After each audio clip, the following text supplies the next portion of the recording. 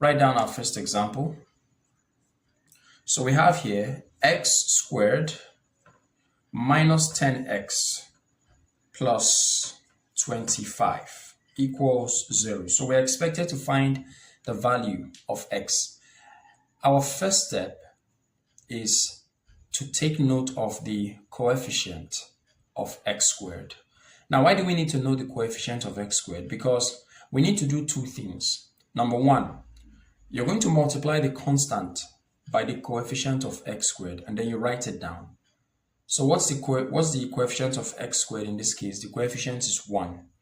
Now 25 times 1 gives you 25. So just write it down like this, and I recommend that you put a colon like this.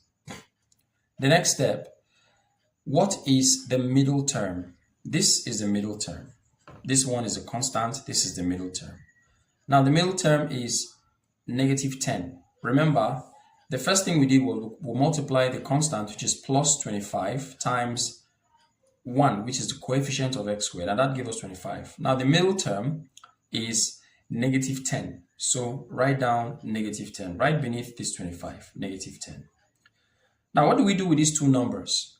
So we are going to look for two numbers such that when we multiply them together, it gives us plus 25.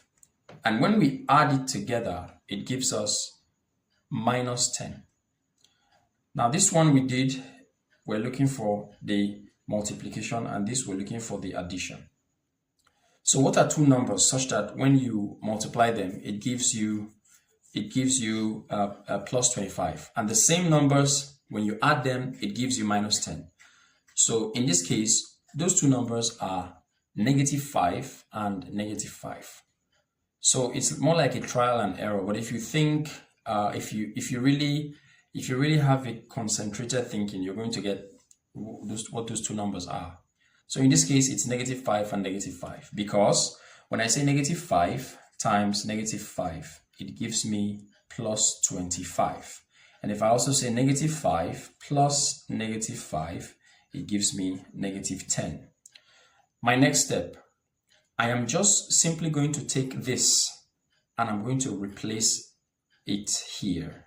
So I'm going to take away negative 10, and I'll take negative 5x plus negative 5x, and I'm going to put it here. Now, when I put it, I'll explain to you the aim. So this implies x squared minus 5x plus 25 equals